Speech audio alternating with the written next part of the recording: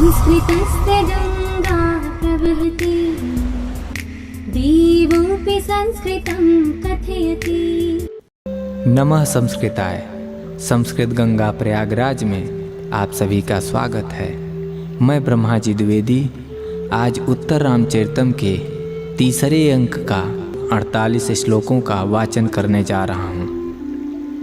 मंगलाचरणम। इदं कवेभ्यः पूर्वेभ्यो नमो वाकं प्रशास्महे विन्देम देवतां वाचम् अमृतामात्मनः कलाम् अमृतामात्मनः कलाम्। अनिर्भिन्नो गम्भीरत्वात् अन्तर्गूढघनव्यथः पुटपाकप्रत्येकाशो रामस्य करुणो रसः।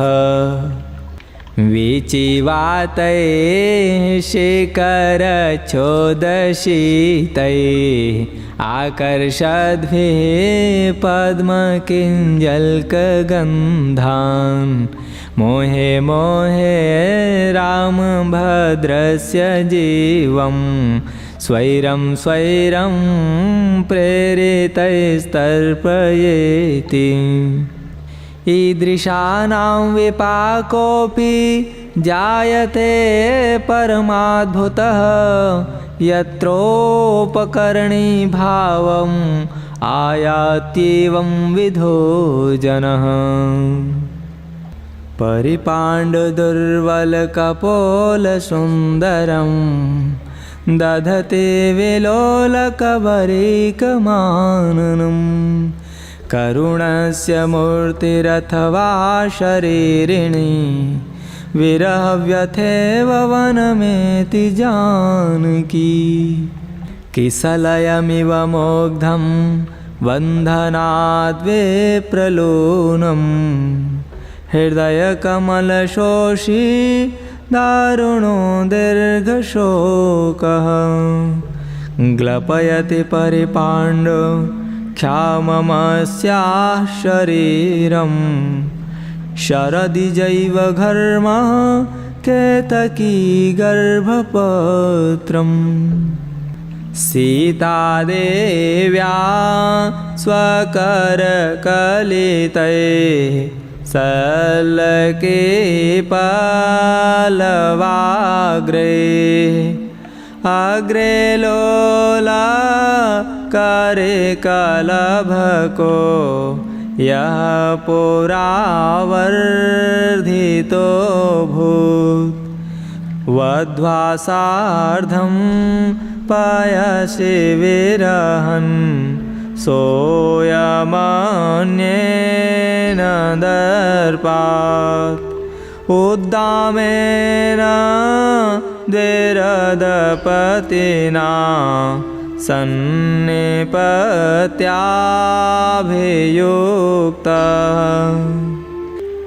अपरे स्फुटने क्वाणे कुतस्थेऽपि त्वमीदृशे स्तनयत्नोर्मयोरेव चकितोत्कण्ठितं स्थिता। यत्र द्रुमायपि मृगायपि बन्धवो मे याने प्रिया सहचरश्चिरमध्यवात्सम्। एतानि तानि बहुकन्दरनिर्झराणि गोदावरी परिसरस्य गिरिस्तटानि। अन्तर्लीनस्य दुःखाग्नेः अद्योद्दामं ज्वलिष्यतः उत्पीडैव धूमस्य मोहः प्रागावृणोति माम्। त्वमेव ननु कल्याणी सञ्जीवय जगत्पतिं। प्रियस्पर्शो हि पाणिस्ते तत्रैष निरतो जनः। आश्च्योतनं हरिचन्दनपल्लवानां निष्पीडितेन्दुकरकन्दलजोऽनुसेकः। आतप्तजीवितपुनः परितर्पणोऽयं सञ्जीवनौषधिरसो हृदिनो प्रसक्तः स्पर्शः पुरा परिचितो नियतं स एव सञ्जीवनञ्च मनसः परितोषणश्च सन्तापजां सपदि यः परिहृत्य मूर्छाम् आनन्दनेन जडतां पुनरातनोति तटस्थं नैराश्यादपि च कलुषं विप्रियवशात् वियोगे दीर्घेऽस्मिन् झटिति घटनास्तम्भितमिव प्रसन्नं सौजन्यादयितकरुणैर्गाढकरुणं द्रवीभूतं प्रेम्णा तव हृदयमस्मिन् क्षण एव प्रसादैव मूर्तस्ते स्पर्शः स्नेहार्द्रशीतलः अद्याप्यानन्दयति मां त्वं पुनः क्वासि नन्दिनी येनोद्गच्छत् विसकेशलया स्निग्धदन्ताङ्कुरेण व्याकृष्टस्ते सुतनुलवले पल्लवकर्णमूलात् सोऽयं पुत्रस्तव मदमुचां वारणानां विजेता यत्कल्याणं वयसि तरुणे भाजनं तस्य जात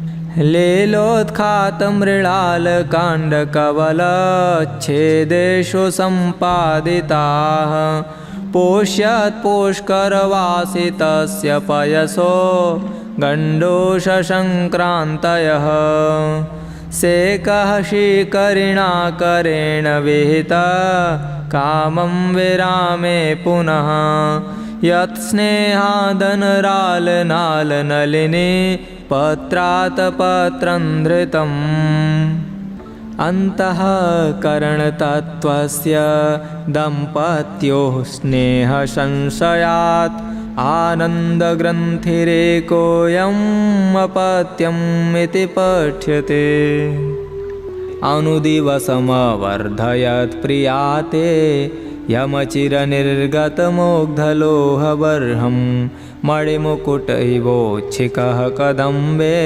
नदति स एष वधूसखः शिखण्डी भ्रमिषु कृतपुटान्तर्मण्डलावृत्य चक्षुः प्रचलितचटुलभ्रूताण्डवैर्मण्डयन्त्या करकिसलयतालैर्मुग्धया नर्त्यमानं सुतमिव मनसा त्वां वत्सलेन स्मरामि कतिपयकुसुमोद्गमः कदम्बः प्रियतमया परिवर्धितोऽयमासीत् स्मरते गिरिमयूरयेष देव्याः स्वजनैवात्र यतः प्रमोदमेति नीरन्ध्रबालकदलीवनमध्यवर्ती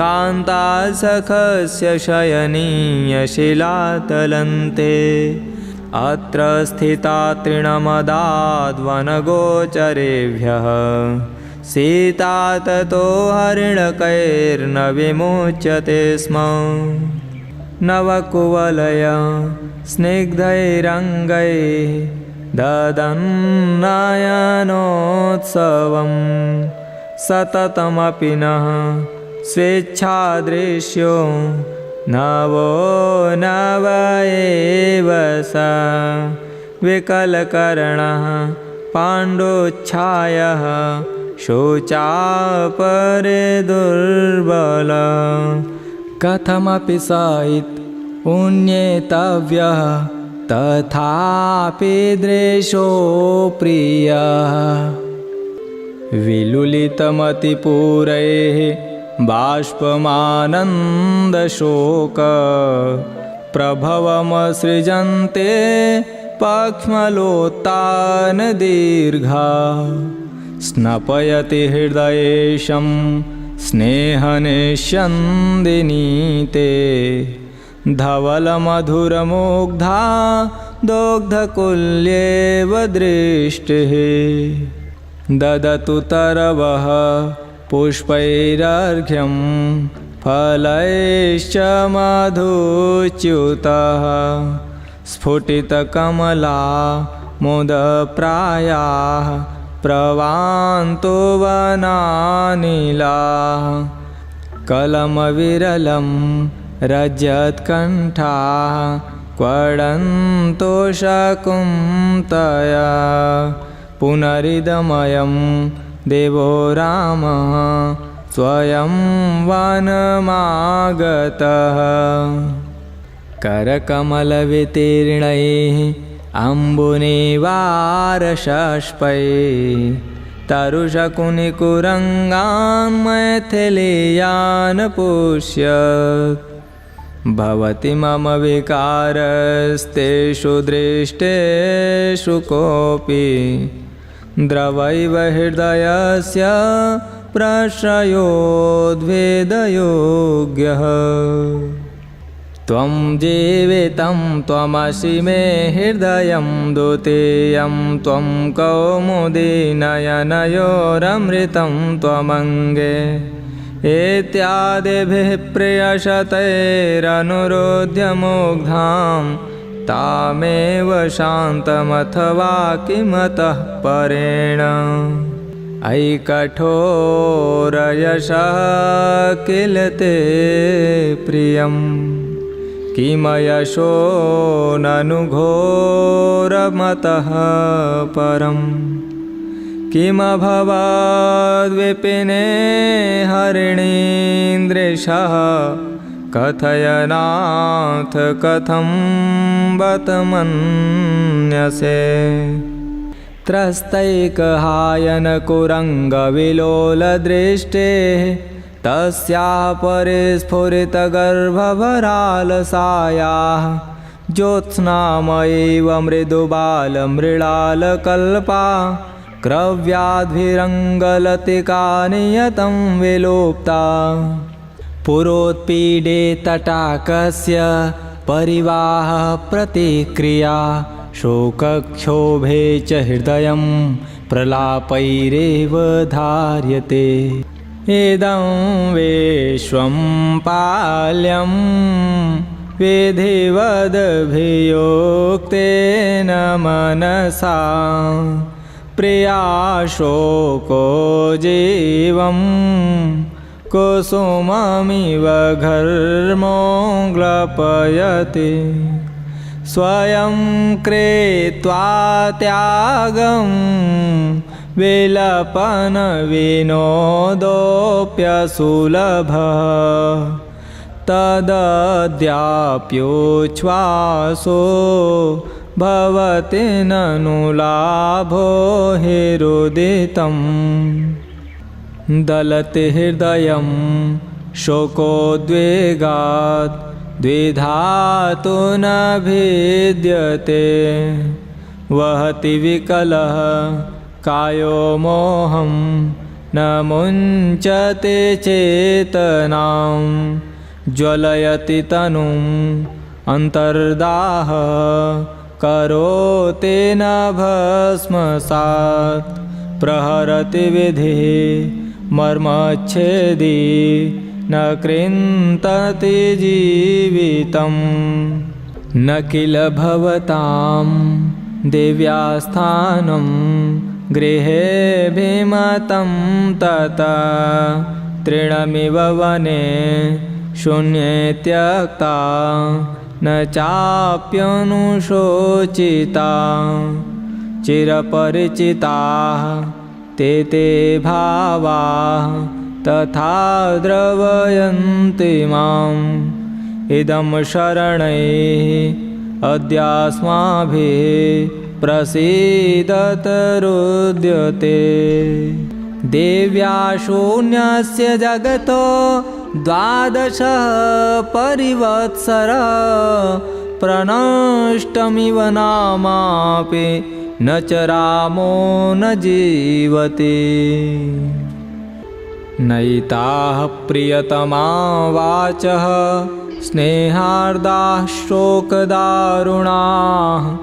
एतास्ता मधुनो धाराः श्चोतयन्ति सविशास्त्वयि यथा तिरश्चीनमलातशल्यं प्रत्युक्तमन्तः सविशश्च दन्तः तथैव ते ब्रोहिर्दिशोकशङ्कुः मर्माणि कृन्तन्नपि किन्न षोढः वेलोल्लोलक्षोभितकरुणो जिह्वणस्तम्भनार्थम् यो यो यत्र कथमपि समाधीयते तं तमन्तम् भेत्वा भेत्वा प्रसरति बलात् कोऽपि चेतो विकार तो यस्येवा प्रतेहतरया सैकतं सेतुमोङ्घ अस्मिन्नेव लतागृहे त्वमभव तन्मार्गदत्तिक्षणः साहंसैकृतकौतुकाचिरमभूत् गोदावरी सैकते आयान्त्या परे दुर्मनायितमिव त्वां वीक्ष्य बद्धस्तया कातर्यादरविन्दकुड्मलनिभो मुग्धः प्रणामाञ्जलिः हा देवी स्फोटते हृदयं ध्वंसते देहबन्ध शून्यमान्ये जगदविरल ज्वालमन्तर्ज्वलामि सीदन्नदे तमसि विधुरो मज्जति वान्तरात्मा विश्वङ्मोह स्थगयते कथं मन्दभाग्यकरोमि आलिम्पन्नमृतमयैरिव प्रलेपये अन्तर्वा बहिरपि वा शरीरधातून् संस्पर्शः पुनरपि जीवयन्नकस्मात् आनन्दाद परमिवादधापि मोहम् गृहीतो यः पूर्वं परिणयविधौ कङ्कणधरः सुधासूते पादये अमृतशिशिरैर्यः परिचितः स एवायं तस्याः तदितरकरौपम्यसुभगो मया लब्धपाणे ललितलवलिकन्दलनिभः करपल्लवः स तस्याः सहसैव जडो जडात् परिभ्रष्टः परिकम्पिनः प्रकम्पी करान् मम स्विद्यतः स्विद्यन् सस्वेदरोमाञ्चितकम्पिताङ्गे जाता प्रियस्पर्शसुखेन वत्सा मरुन्नवाम्बः परिधूतसिक्ता कदम्बयष्टे स्फुटकोरकेव पौलस्त्यस्य जटायुषा विघटितः कार्ष्णाय सोऽयं रथः ते चैते पुरतः पिशाचवदनाः कंकालशेषाखरा खड्गच्छिन्नजटायुपक्षतिरिता सीतां चलन्तीं वहन् अन्तर्व्यापृतविद्युदम्बुद इव द्यामभ्युदस्थादरे उपायानां भावादविरतविनोदव्यतिकरैः विमर्दैर्वीराणां जगति जनितात्यद्भुतरसा वियोगो मुग्धाख्या स खलु रिपुघातावधिरभूत्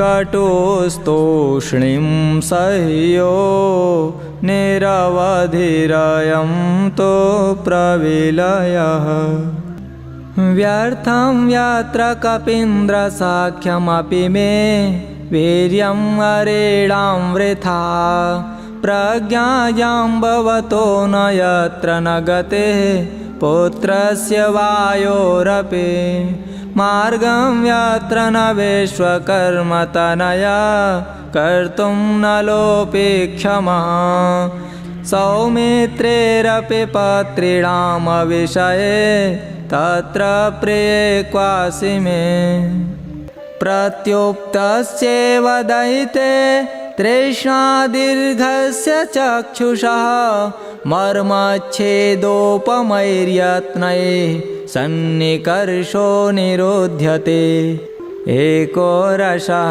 करुण एव निमित्तभेदात् भिन्नः पृथक् पृथगिव शयते विवर्तान् आवर्तबुद्बुदतरङ्गमयान्विकारान् अम्भो यथा सलिलमेव हि तत्समस्तम् अवनिः अमरसिन्धुः सार्धमस्मद्विधाभिः स च कुलपतिराद्यश्छन्दसां यः प्रयोक्ता स च मुनिः अनुयातारुन्धति को वसिष्ठः तव वितरतु भद्रं भूयसे मंगलाय। नमः संस्कृताय।